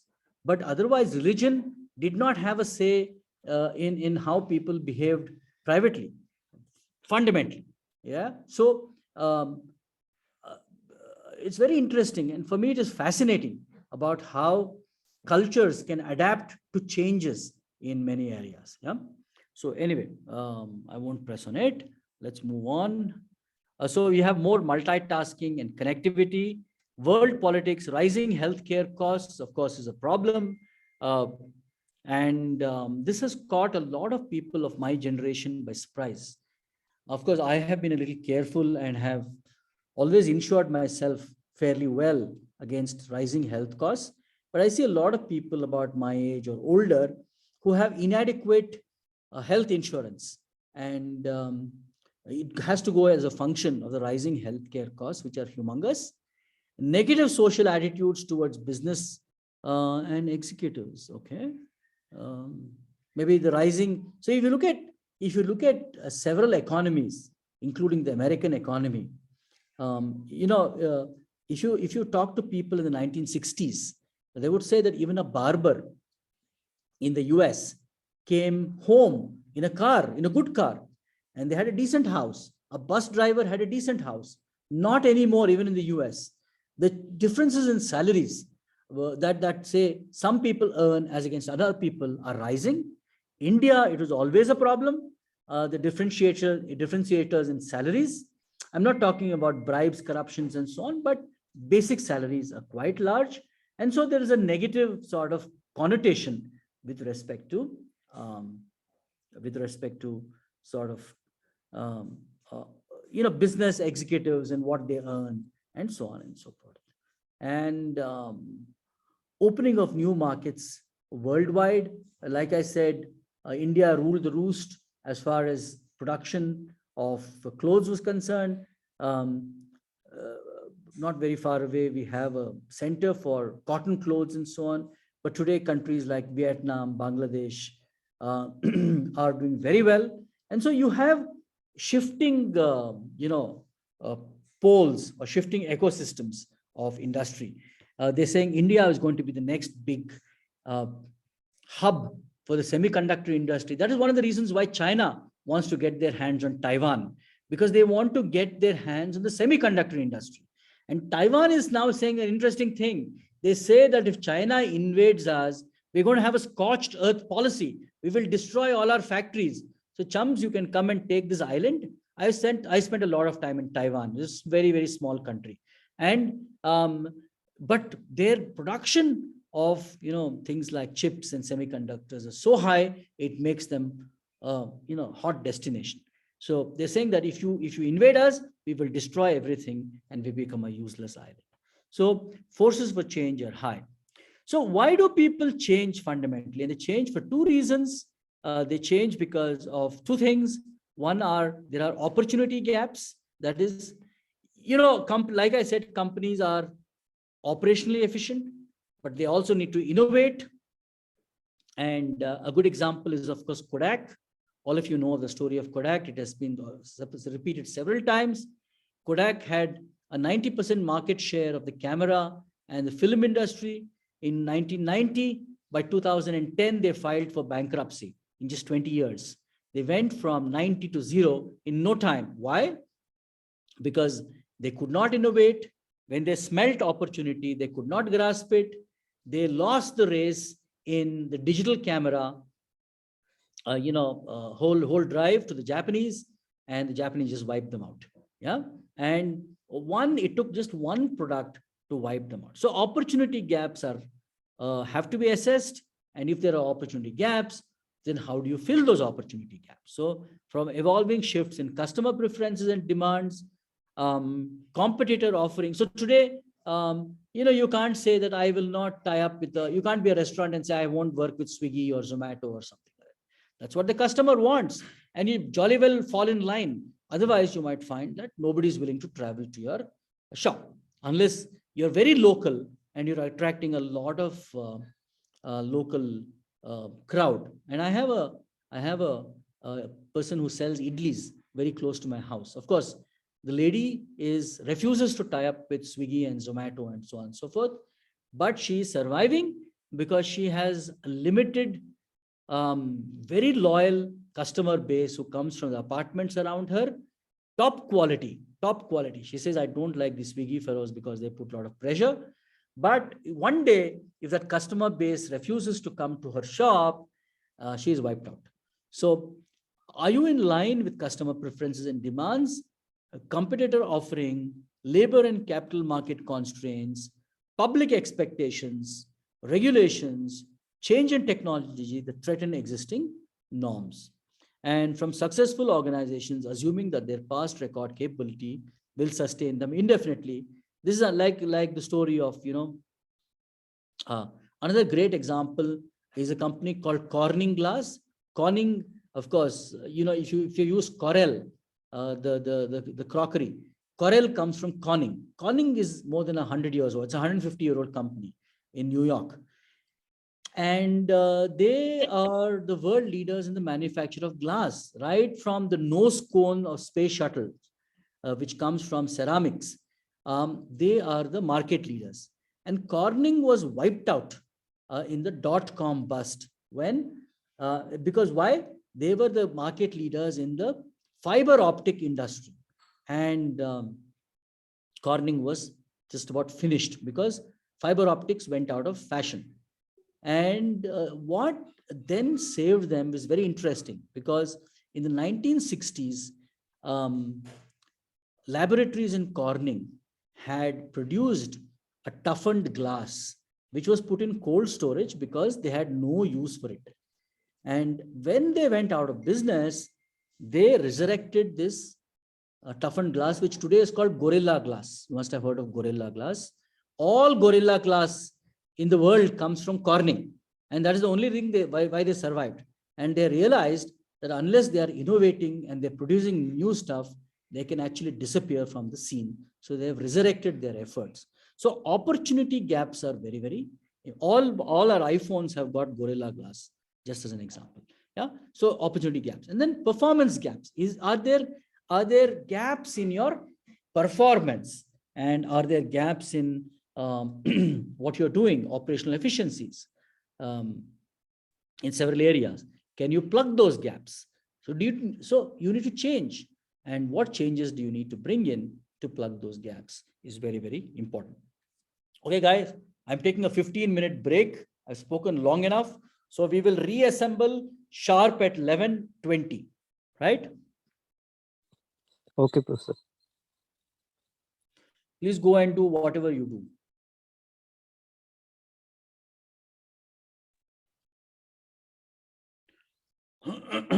Okay, so let's get started again. And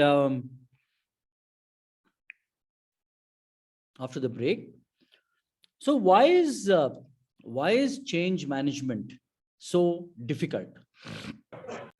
Change management is difficult because it gives rise to resistances of various kinds.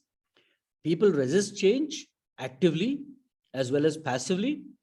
And it's a very emotionally connected thing. Emotions get involved. People feel insecure. People feel threatened. People like the status quo. And people definitely don't like change. So, and change involves successful change involves doing several things at the same time. And so it's very difficult. And it's like, a human being being operated on several different fronts at the same time. All operations are successful, but the patient goes into shock. It's a very classic case of a person undergoing several surgeries at the same time. And change management is like that. And so it is one of the toughest things to execute. And in terms of leadership failure, I think it is the single biggest cause why leaders fail. So if you look at how do we execute change, and we can look at an acronym called SORT. That is, what is the scope? What is the origin of change? What is the rollout plan? And what is the timing? And if you can get these four things sorted out, then you have a chance for sort of success in terms of change management. So let's quickly deep dive into what is SORT. So the scope.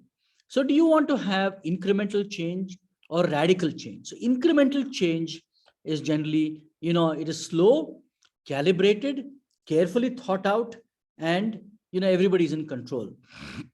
So you want to slowly digitize your organization. And then, so you have a proper plan of action and you roll out this plan of action carefully. Radical changes are more difficult. For example, I have seen a couple of radical changes. One was in the 1970s, there was a major case of an oil pollution coming in because of a ship called the Exxon Valdez, which spilled about 58,000 tons of crude oil in the Bering Straits of Alaska, because of which all oil tankers at sea were made into double hulled. That is, they had to have two ship, a ship is like that, it had to have two coverings, so that if one got hold, the other one would take care. And this brought severe pressure because it was a radical change. Many small companies just closed. Another good example is the 9/11 attacks in the United States, where the Twin Towers were taken down by the Al-Qaeda, Osama bin Laden. And many people are not aware that bin Laden said, The next attack on the United States is going to be by sea. The first attack was by air, the next attack by sea. And the Americans took this threat very seriously. They went to the United Nations and drove through one of the most rapid changes in marine legislation called the International Ship and Port Security Code. And this one brought in major radical changes into the security regime of how ships operated at sea. And again, it was difficult. It was very tough.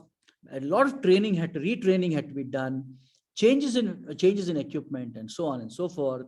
And again, small companies could not absorb. So you have incremental change and radical change. The origin of change, is it bottom up? That is, does it come from the bottom to the top, or it comes from the top to the bottom? Yeah, those are two. Just 1 minute. So, does the change happen from the bottom of workers, or does it happen from the top? Generally, when we look at organization change, it is incremental and it happens top down. So if you look at change brought about by Jeff Bezos in Amazon, or the Tesla, Elon Musk, all of them are top down changes. More radical change that occurs is from the bottom up. That is revolutionary change and people driving for change. Say the Indian independence movement was first a top-down movement. It was run by a set of, just give me 1 minute, please, I'll be back.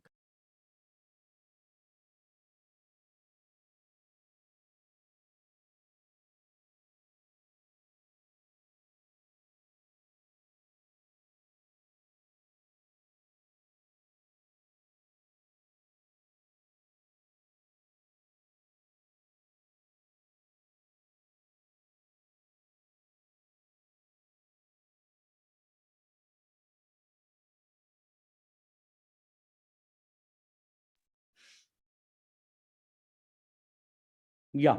So if you look at the Indian independence movement, it started off as a top-down movement by a set of elite English-speaking Indians, and then it took on a bottom-up role when momentum was built. You had people like Gandhi coming in, who was also an elite in a sense. He was an English-educated barrister in England, South Africa, England, India, and the movement sort of gathered steam. So change can be incremental or radical, bottom up or top down. And what encompasses change? When we talk about change, it's not one thing. Like I said, there are several parts undergoing change. So this is a very interesting model called the Nadler and the Tushman congruence model. You can look it up. And your inputs are strategy, resources, and the environment. And your main active roles are culture, work, people, and structure. Culture, work, people, and structure. These are the ones that are undergoing change actually. Your organization culture, your workforce practices, your people, and your structure. And the output is organizational teams and individual performance, which need to obviously improve. If they're not improved, you just wasted your time. So if you look at the two ones we talked about, origin and scope, and you have 4 kinds of changes. These are so incremental and radical, top down. And so if it is top down and if it is incremental, and like I said, it is tactical change. Yeah. And tactical change is calibrated change. You have good control over what is happening. Diametrically opposite is revolutionary change. And if you have radical change and it is bottom up, you have revolutionary change. You can look at the American Revolution, you can look at the French Revolution, and you can look at various such things. And if the problem with revolutionary change is it's got a lot of energy, but it can go out of control and it can become chaotic. And then you've got transformational change, that is radical change, but it is top down again. Yeah. And then you have evolutionary change, very slow, gradual change that is bottom up, and it is incremental. So these are the 4 kinds of changes that you can have, a classic 2x2 matrix. And then the R&T of sort, that is the rollout. Are you piloting it? You have a localized rollout, or you have a system-wide rollout? The timing, is it slow? Is it fast? And so on and so forth. Yeah. So you can have a local short-term rollout and then see what happens, or it can be system-wide. You can one-shot all. Again, chances of losing control and system-wide rollout are very, very, very bright. And in the timing part, it is slow or fast. You can have a slow rollout, gradual, or you can have a quick, fast rollout. Again, quick, fast rollouts, again, you might lose control. So this is an important part of the whole exercise. That is, when change management initiatives come, there is something called as a stretch. You're stretching the organization. You're levying tensions. So it comes with accompanying stresses. And you must be careful about what is the level of stress your organization is willing to take. So if the stress is too much, your organization might just implode and break or buckle under the pressure of the stress. So how much are you willing to stretch, to what extent, and so on and so forth is very important, because otherwise you're going to have serious issues in which the stability of your organization itself is going to be endangered. And these stresses come because of the speed of the timing of rollout and whether the rollout is localized or it is system-wide. One of the classic change management models is the Kotter's. There are 2. One is the Kotter's, other one is the Lewin. The Kotter is the more complicated, complex one, but it gives a better idea of what's going on. And so Kotter says there are 3 vertical phases in which change is driven in organization. One is creating a climate for change. That is, how do you create the climate? That is, increase urgency, build the guiding team, and get the right vision. Yeah. So create a vision. What is a vision? Actually, anybody in a document?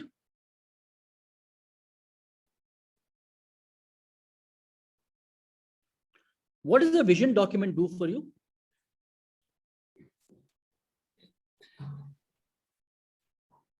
It's a long-term goal. Yeah, but what is it exactly, a vision document? Where we want to be and helps to align the set of activities towards that goal. Where you want to? Where the organization wants to focus, and based on that, it can decide on the set of activities. Help us define the missions and other set of activities that needs to be carried out. Okay, anybody else?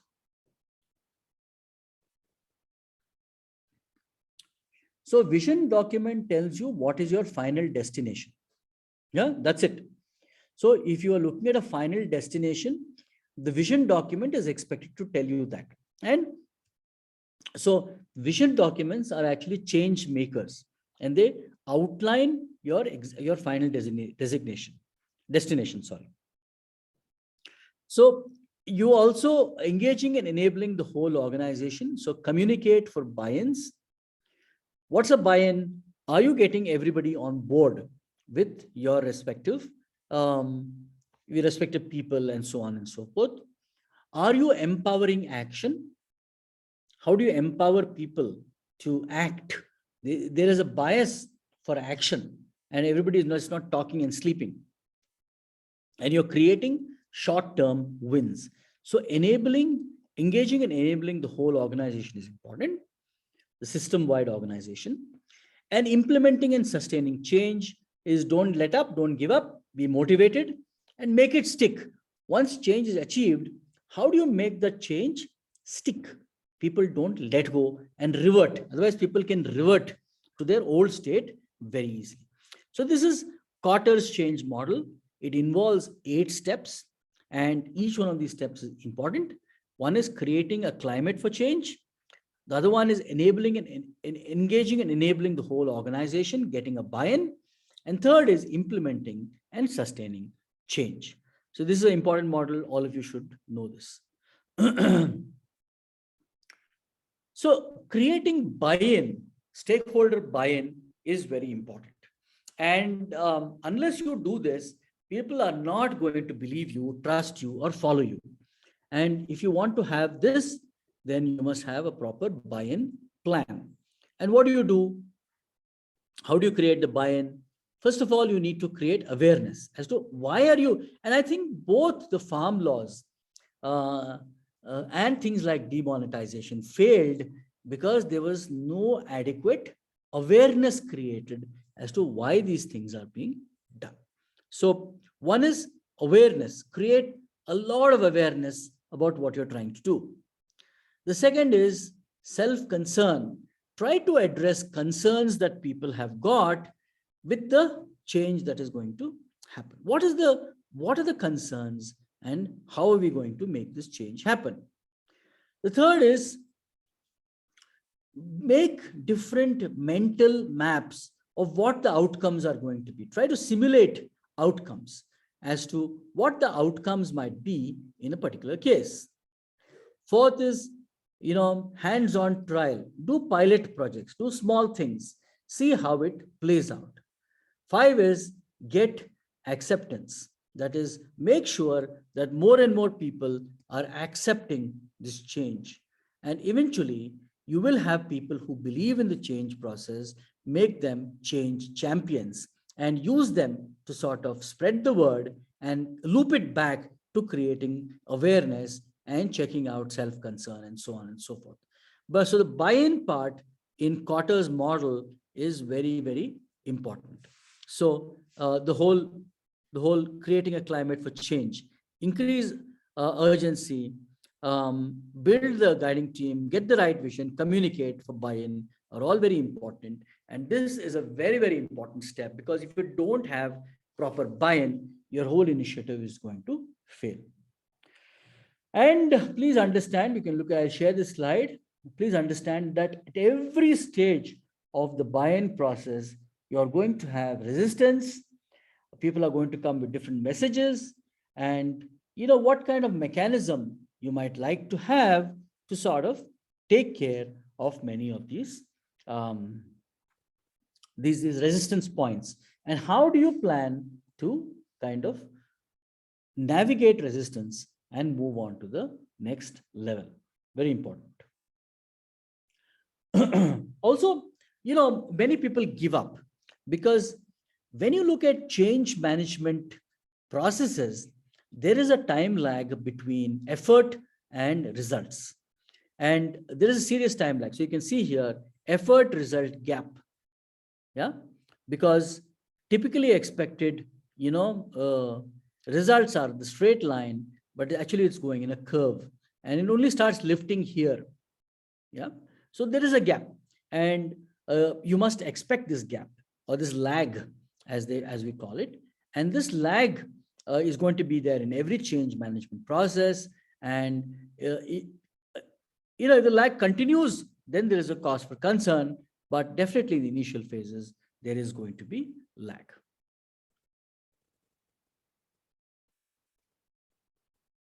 Okay.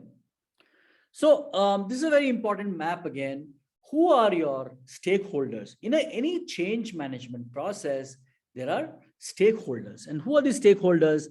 These stakeholders can be the union members in a manufacturing organization. They can be your employees. They can be your vendors. They can be your, say for example, suppose Coca-Cola suddenly increases the price of its syrup. Yeah, suppose it suddenly increases the price of the syrup, and say, who do you think is going to be the most affected? Obviously, that price has to be absorbed by the customer. That price will be absorbed by the retailer. That price will be absorbed by the bottler. So all these people are going to protest against any rise in prices of the syrup that Coca-Cola manufactures secretly. It's a secret ingredient. So you must be very clear as to who are your stakeholders in the change management process. And then there are two types. One is, what is the level of power that a stakeholder has got? So for example, in Coca-Cola, does the retailer have any high power? He does, because he's going to stock and sell your product. So who are the retailers? Maybe a mall who's going to stock a lot of Coca-Cola, Coke stuff, or a cinema theater. There are powerful retailers. And if you're going to bring in change, do they have power? Yes. Do they have interest? Yes. So you need to manage them closely. Look at the top right-hand corner. They've got high power, high interest. You need to be careful of these people. Diametrically opposite, they've got low power and low interest. They don't really care. Say one small kirana shop fellow.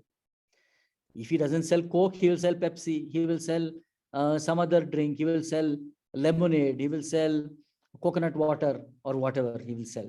So he is not really concerned. So you just monitor these guys and see what they're saying. Don't bother so much. They're not like the big retailers here who are stocking your product. Yeah, a mall, cinema group, theater, and so on and so forth. And then you have high power but low interest. Yeah. So high power, low interest, keep them satisfied. Tell them what is going on and keep them satisfied. And then you got high interest but low power people. So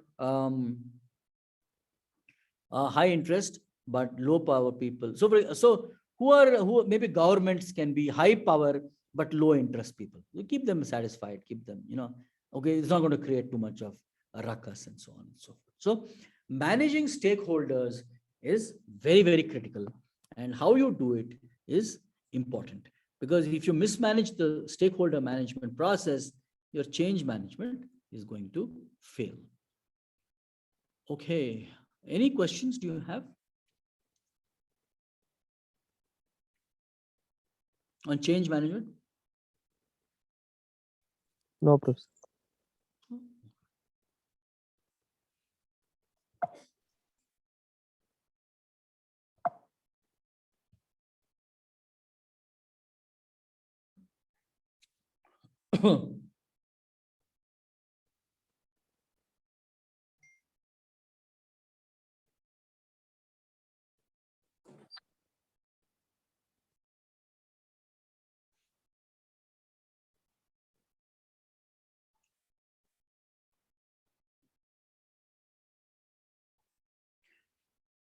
Okay, so for the last bit, and maybe in the next 15-20 minutes, we'll cover organization structure. What is organization structure? Why should we have organization structure? What does it give you? What does it give your organization? Anybody, any thoughts?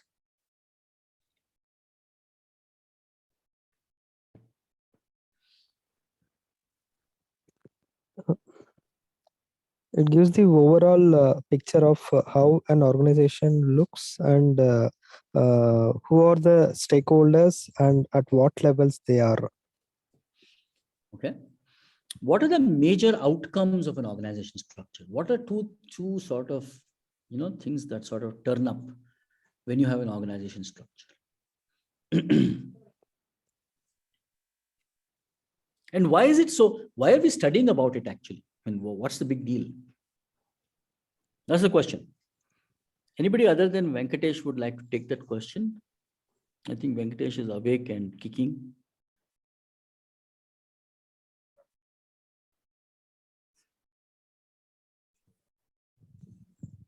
So ultimately, we are going to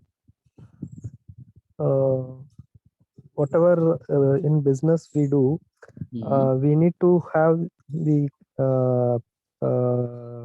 we need to see the profit what we are going to earn, and it should serve a purpose for the society. So with a structured organization, definitely we can achieve those milestones. Otherwise, it will end up nowhere. Okay, this is a nice 50,000 feet answer. Okay, I appreciate that. But Defining who is who, what is required. I can't go for a pen to an CEO of the company. I can go to admin. so for that, you need a structure. Okay, the most common sense, I think. Yeah, organization structure can also be said like some of the activities which are like directed towards what to say the common goals of an organization. So the different there are so many activities that happens in organization. So these activities has to be structured and directed in a proper way so that it aligns with the goals of the organization. So that is organization structure. Okay. Anybody else? It also helps to streamline the entire business in a smoother way. Okay, fair enough. Okay, so I didn't get the answer that I was looking at. And why are we sitting in class and talking about it? Because these seem to be commonplace. So, you know, when you're looking at organization structure, the key design questions are: to what degree are activities subdivided into separate jobs? That is the work specialization part. On what basis will jobs be grouped together? That is departmentalization. To whom do individuals and groups report? That is chain of command. How tight is your chain of command? How many individuals can a manager efficiently and effectively direct? That is span of control. Where does decision-making authority lie? Does it lie at the top? Is it centralized? Is it decentralized? Does it happen at all levels? To what degree will there be rules and regulations, formalization? Do individuals from different areas need to regularly interact? That is, what is the boundary spanning, and so on. So these are some basic questions that organization structure answers. But the reason why, you really want to have an organization structure is the following. So, okay, let's.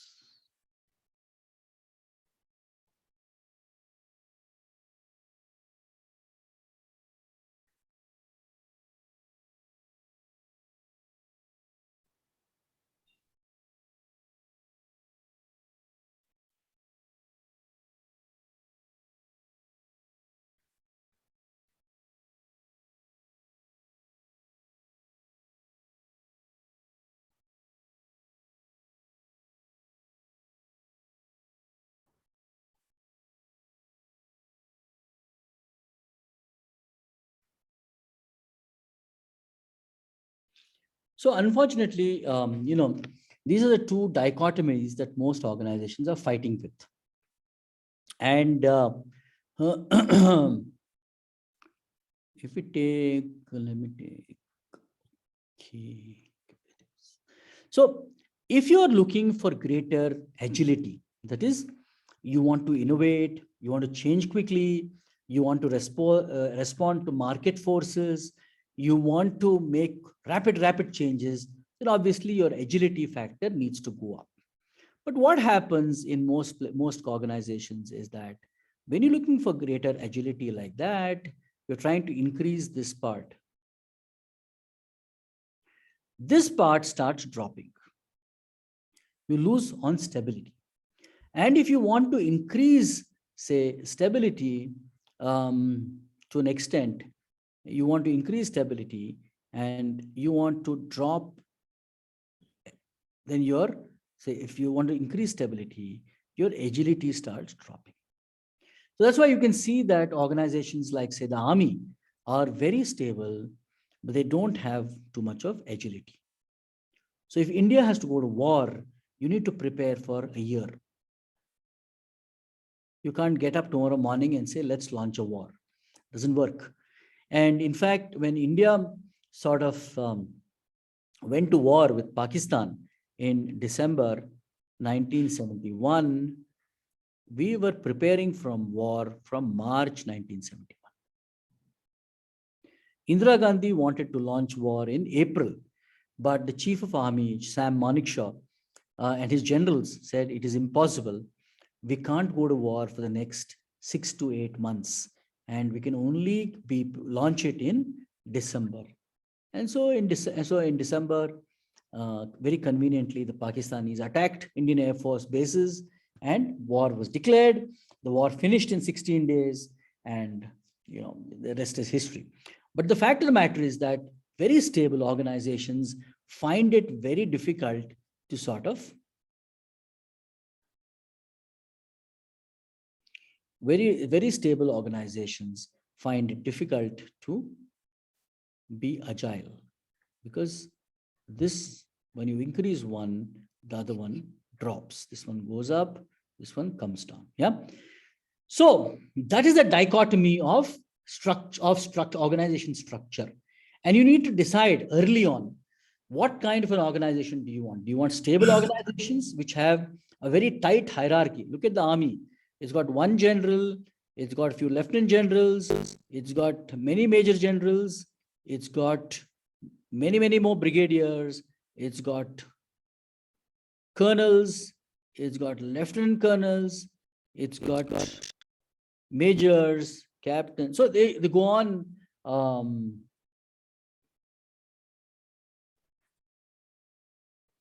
Goes on increasing. Yeah. So in span. So that is so it's a very tight, stable organization, but they lose out on agility. You can have again modern organizations which have a high span of control, where will be small people on the top, large number, very flat organization, very few managers, more and more employees at every level. They have greater speed, communication, and agility, but there is a serious lack of stability. And these organizations can get very easily derailed and lose out. So the choice is yours. And if you know that much about organization structure, the organization structure are meant to give you one of these two: ability, stability, and agility, and or both, or a mixture of both. And you can choose as to how much of each you want to have, depending upon what business your organization is, and then you can sort of make a decision. Okay, folk, I have finished. And are there any questions?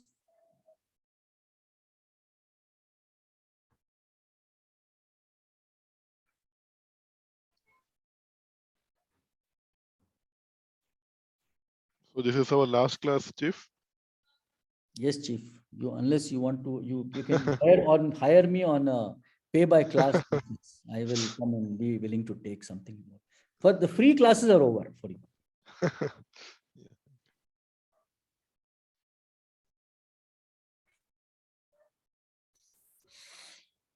You can all do some crowdfunding and say we want some extra training classes from Capt Nagaraj.